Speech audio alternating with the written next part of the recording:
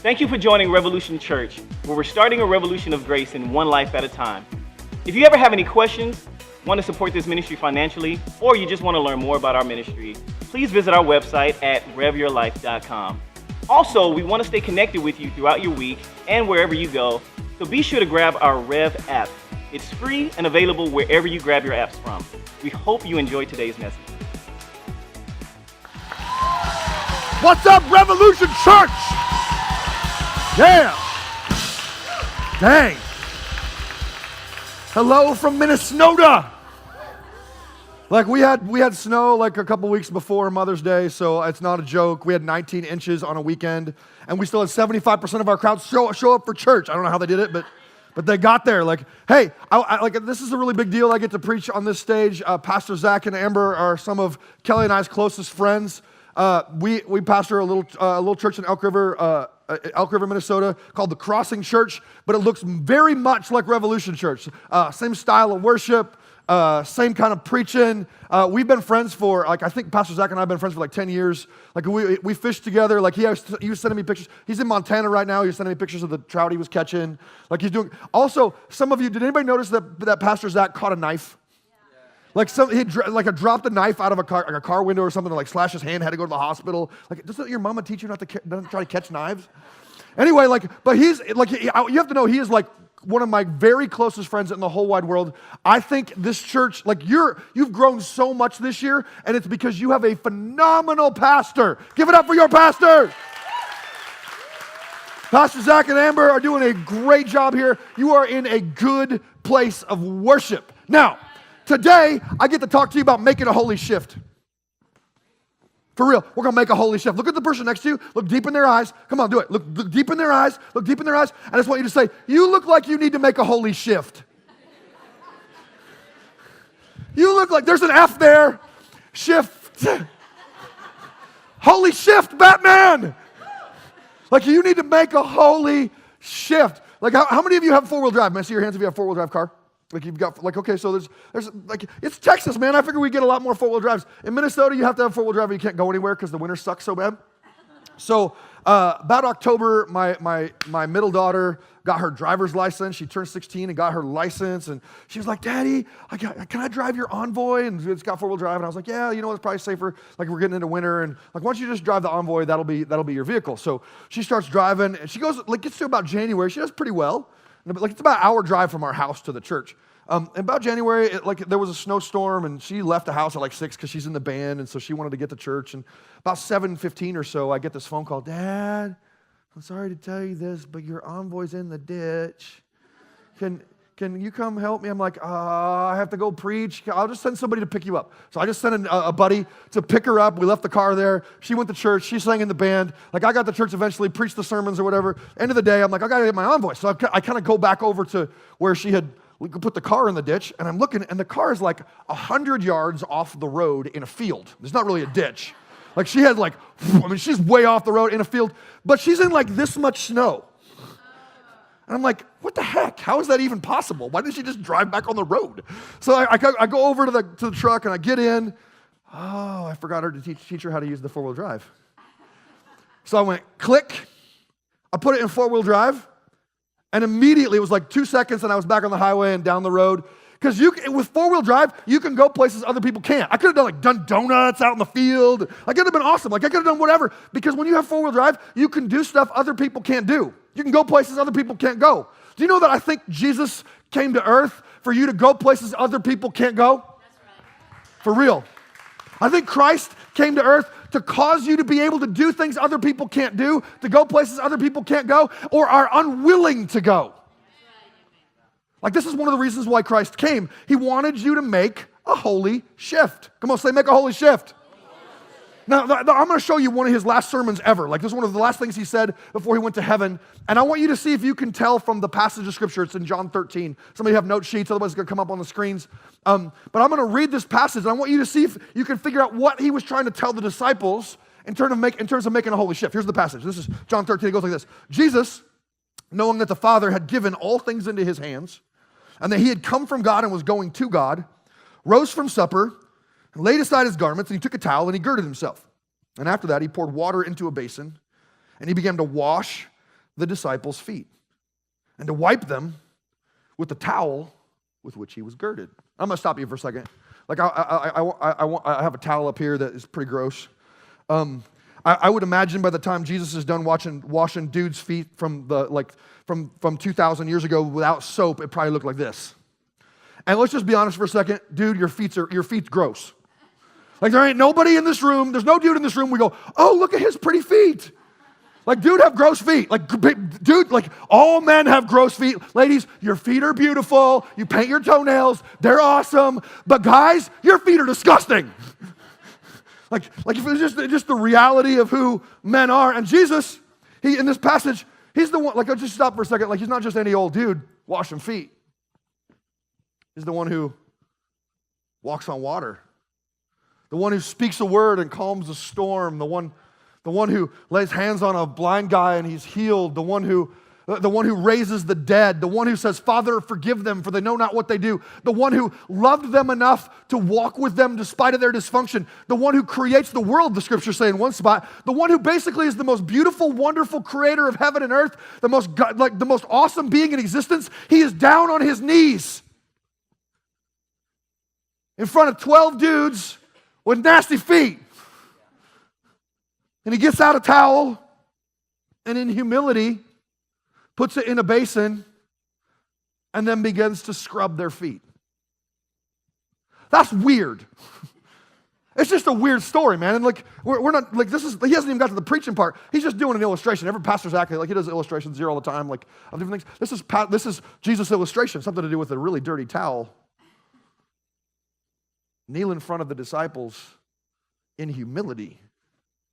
And here's how the passage goes next. So when he had washed their feet, taken his garments and sat down, he said to them, okay, now I'm going to tell you about a shift. Now that I did this, let's talk about the shift.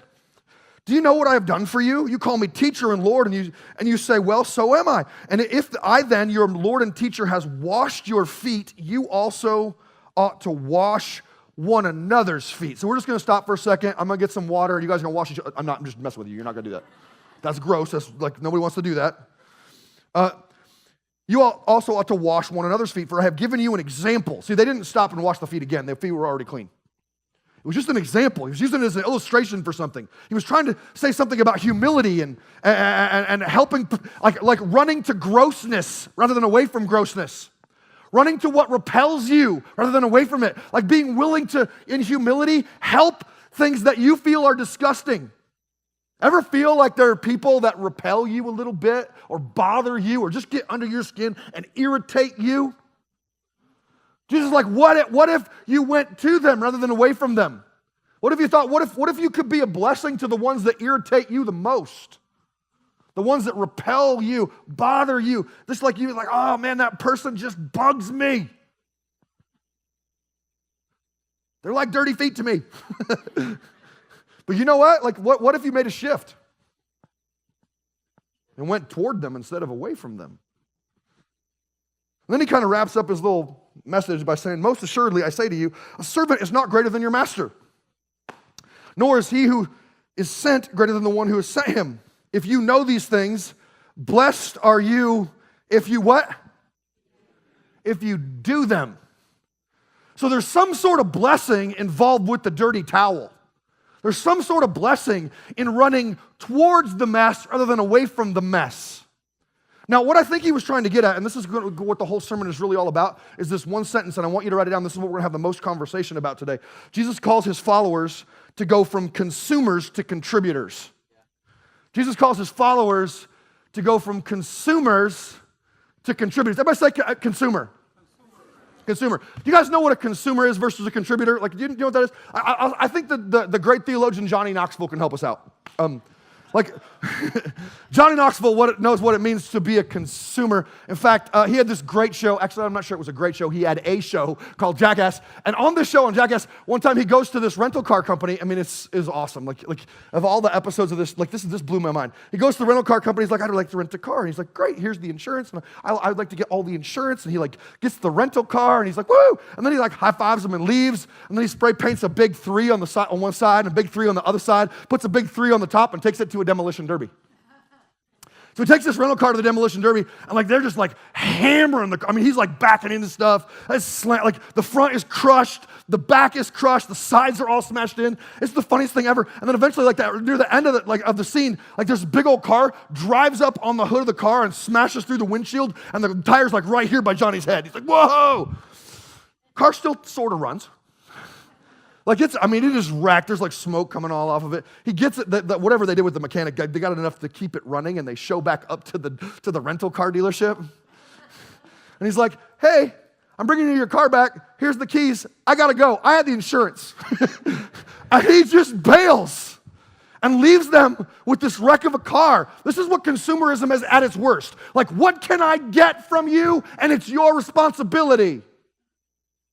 What can I receive? How can I get blessed? And it's your responsibility with all the cleanup, with all the work, with all the stuff. Consumerism at its best. Like the opposite of consumerism is contribution.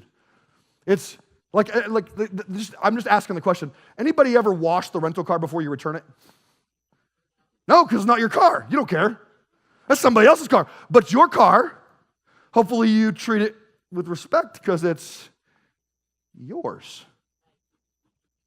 Contribution versus consumer. Now let's apply this to the church. Let's just apply this to the church for a second.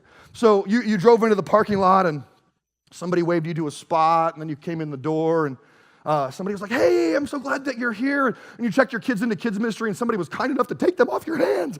And you dropped them off, and then you came in the door, and somebody handed you a program, and like the band was like smoking hot and like great, and you're thinking to yourself, hey, as long as the band's good, I'll keep coming back here. Consumer. As long as Pastor Zach is preaching kick butt messages, he is like lighting me up, and I'm feeling all Jesus-y when I leave. As long as that happens, I'll keep coming to this church. As long as kids ministry is great, as long as the coffee is good, as long as I remember to turn on the air conditioning as somebody greets me, as long as people are good to me, I'll keep returning. Consumerism. And what Jesus is hoping with this passage is that you'll go from consumer to shift contributor. That at some point, now just to be fair, just for a second, like it's not a bad thing that you're like I wouldn't be here either if it all sucked. Like if the band sucked and Pastor Zach was annoying and do you know what I'm saying? I wouldn't be here. Nope. Like the disciples didn't follow Jesus because it sucked. They followed Christ because, oh my gosh, I'm growing and I'm learning and I'm being blessed and I'm a better person and I'm learning so much from him. I have to be where Jesus is. So they were consumers too. Like consumerism isn't bad. That's how everybody starts out. But at some point, Jesus is hoping that you'll go from what can I get to how can I give? This is what God called. And by the way, only a few people make the shift. Only a few people go where other people are unwilling to go.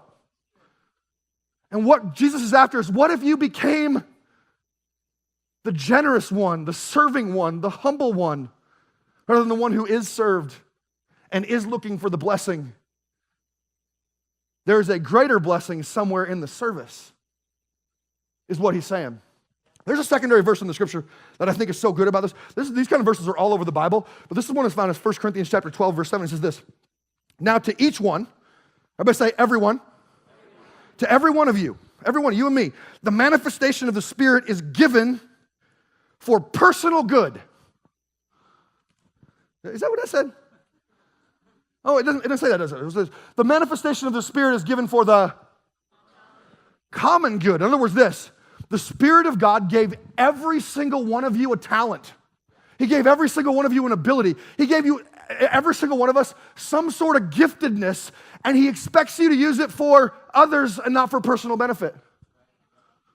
It's like for those of you like, oh, I just want to be a consumer. That's like being a superhero with superpowers going, what can I get from me because of my power? And he's going, hey, what if you thought about your life and gone, but I don't really have that much to offer, man. You have way more to offer than you think. That's a lie from the enemy to get you to do nothing to bless somebody else. You have something to offer. I remember years ago, I got a note in the offering bucket. End of service, and the guy just put a note in my offering bucket, and he said, hey, I came to your church today for the first time, and somebody at the door gave me a hug. And this is what the part that blew me away. And he goes, and I haven't had a hug in years.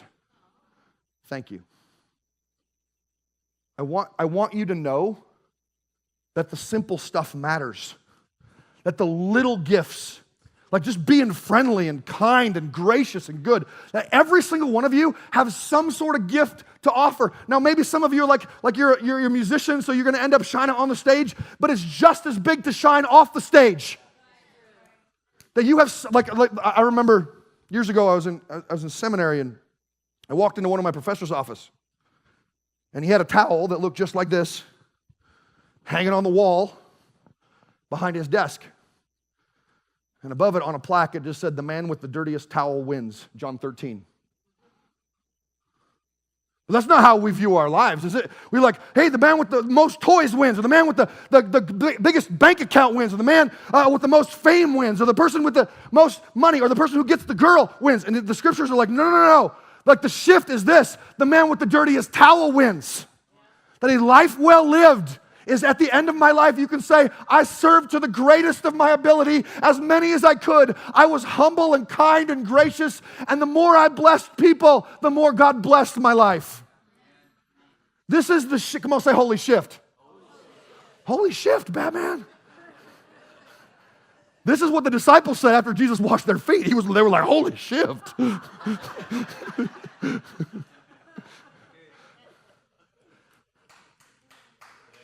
This is what God's looking for in his followers, that we'd make the shift.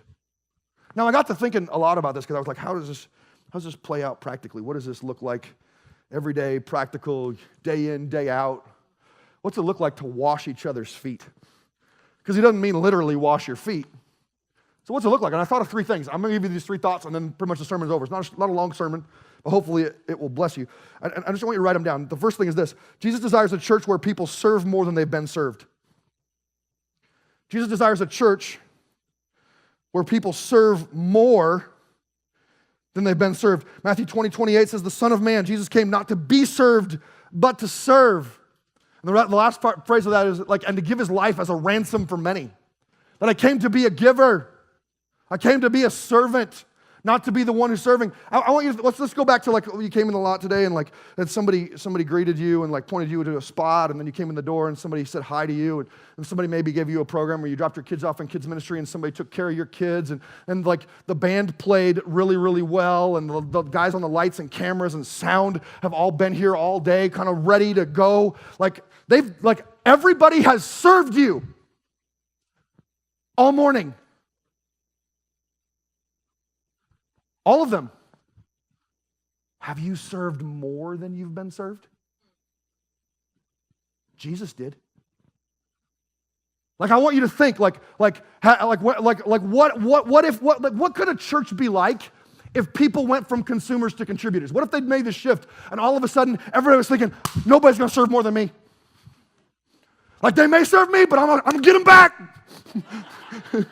I'm going to serve them back. Like I'm going to figure out a way to serve that guy and to bless those people and to encourage those people. Like what if you just decided that your mantra wasn't, what can I get from this? But how can I bless those people?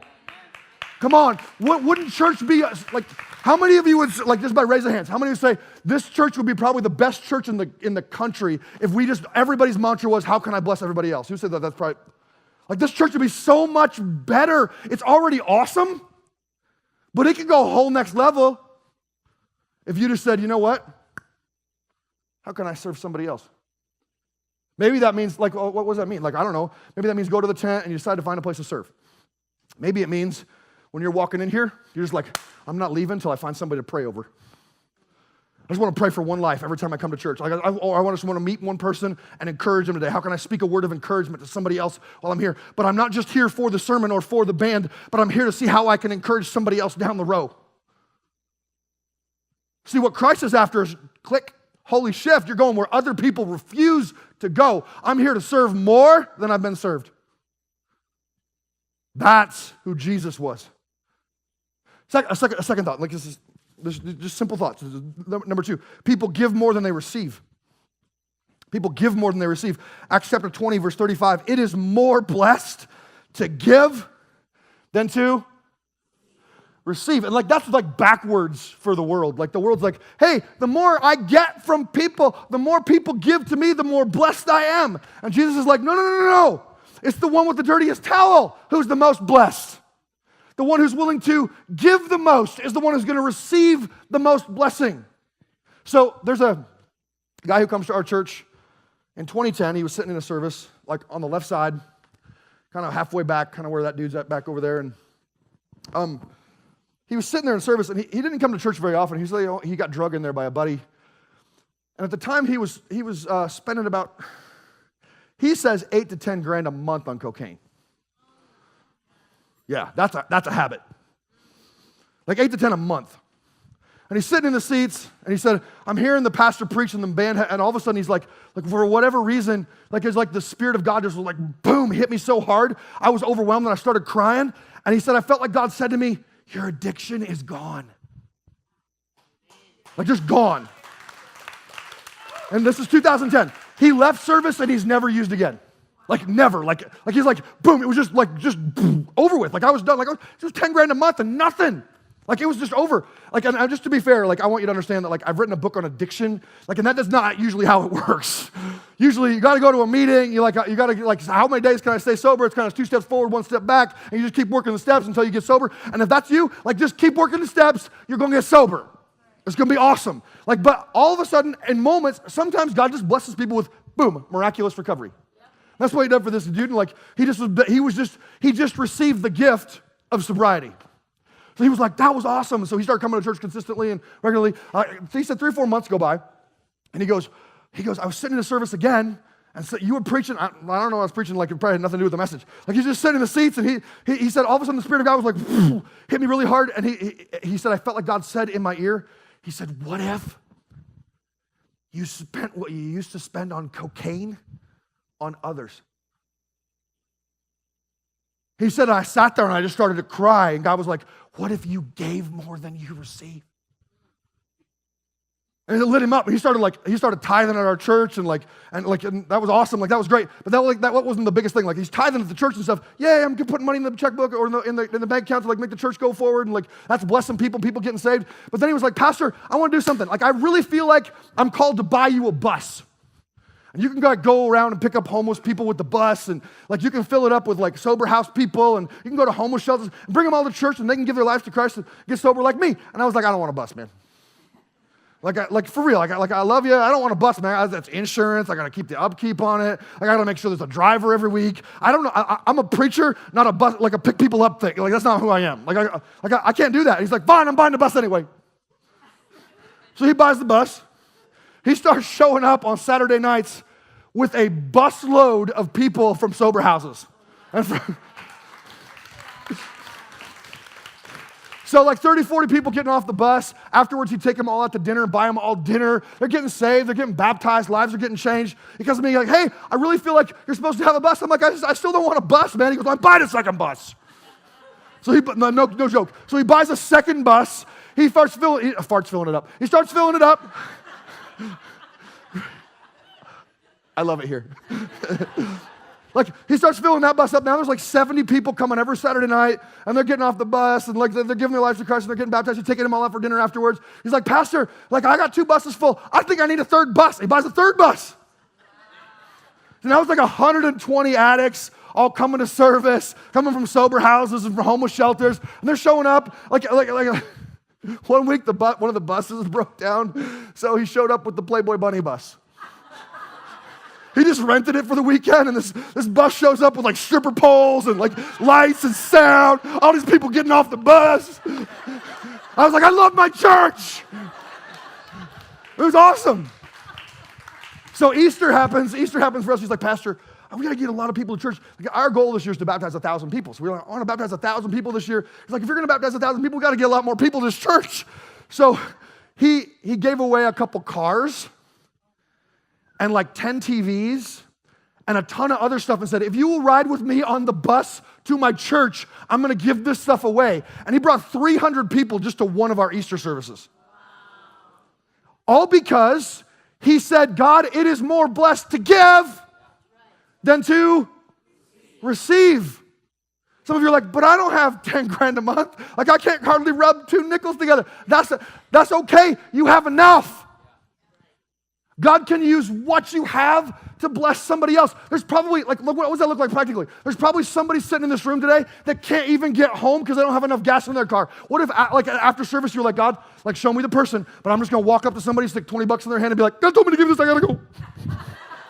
Ha ha, blessings on you. Like, what, like, so I went in the guy's bathroom a few months ago. Like, this actually happened. I walk in the bathroom. There's like 5 urinals, and there's $100 bills across all the urinals. I'm like, why are there $100 bills on the urinals?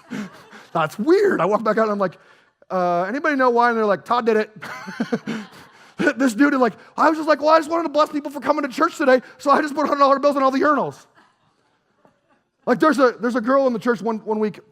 Somebody handed her a $100 bill because this is spreading. It's becoming contagious.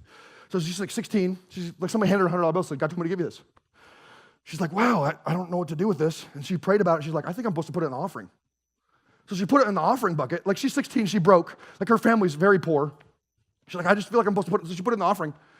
And this is what's crazy. She came to tell us the next weekend. She said, the next day, we got a call from the police department, and the police department is running a deal they do at Christmas every year in which they will select one family for each cop and take them on a $250 shopping spree.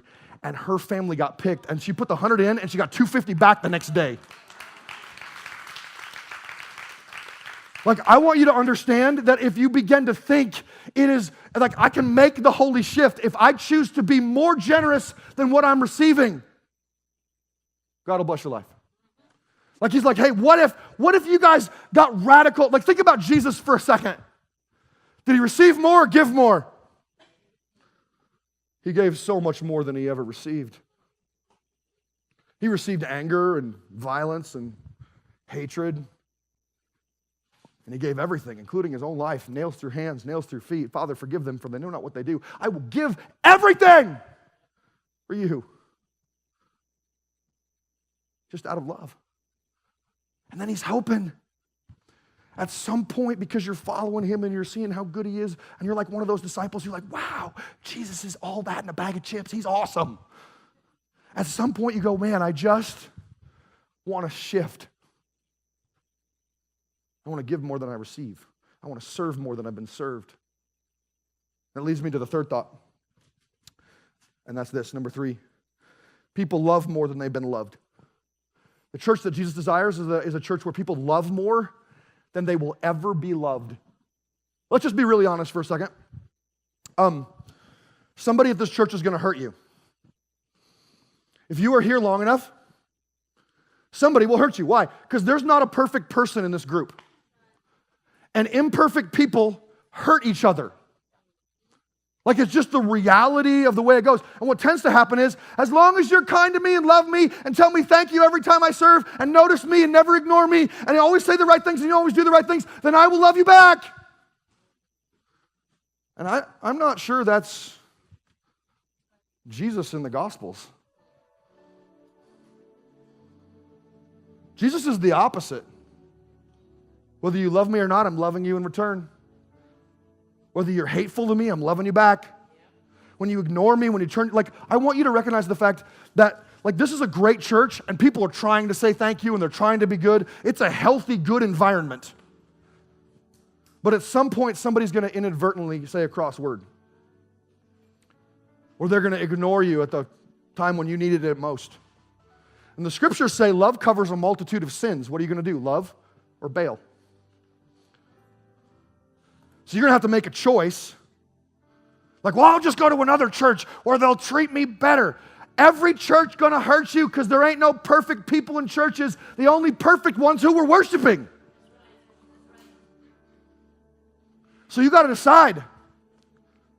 I'm just going to love and love And now, some of you are going, why? Why would I ever want to serve more than I'm served and give more than I receive and love more than I'm loved? And it's real simple, because that's who Jesus was. This is who Jesus is. It's the character that's deep within him. He did like think about Christ, man. He always served more than he was served. He always gave more than he ever received. And he always loves relentlessly, more than you'll ever love him back. In fact, the last verse I want to give you today is Jeremiah 31:3. It just says, I have loved you. This is God talking. I have loved you with an everlasting love. I have drawn you with unfailing kindness. That no, you could be like, I don't want to serve you. He's like, great, I'm going to serve you anyway. I don't want to give to you. Great, I'm going to give to you anyway. I don't want to love you. I'm going to love you anyway. Like Jesus is so good and so beautiful and so strong and so relentless after you that he's going to love you no matter what you do. You have a statement at this church that we say at our church too. And in fact, years ago, I wrote it in a book and then it just kind of spread. You say it every week. I am deeply loved, highly favored, greatly blessed, totally righteous, and destined to reign, all because of Jesus. You know what this sermon was? All because of Jesus. Why? Like once you recognize all that he has done and all that he's trying to accomplish, he's hoping that you'll make the shift and go, oh my gosh, I just want to look like you and smell like you and talk like you and walk like you. I'm going to run to messes. I'm going to run to the people that repel me. I'm going to encourage and bless those, even if they don't do that toward me.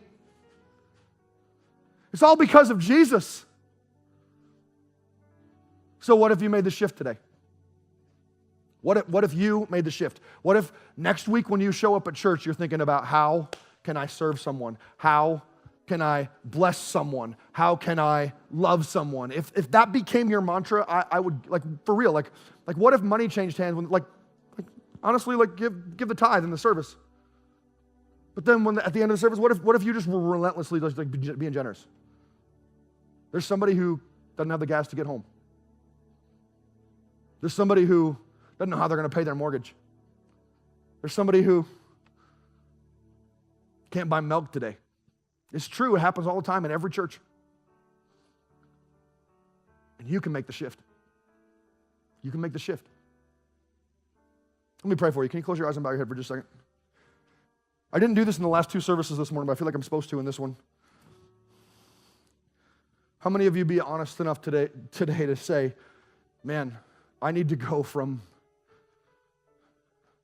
consumer to contributor? Can you just be honest and put your hand up in the air and say that? Like, I got to make a shift. All right, put your hands down. Here's what I get to say next to you. God's not mad at you.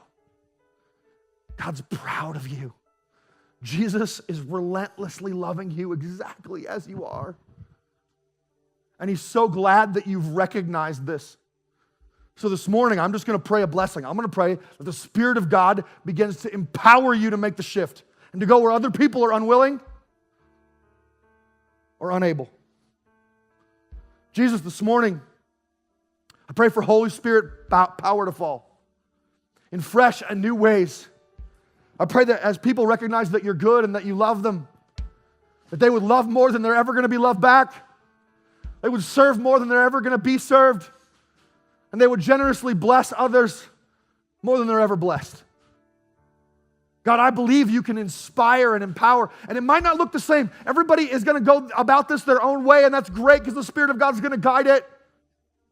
But God, I pray that today is a shift. And from this moment on, this church rises up to the calling that you have for them. May they die with a dirty towel. In Jesus' name. Everybody said, amen.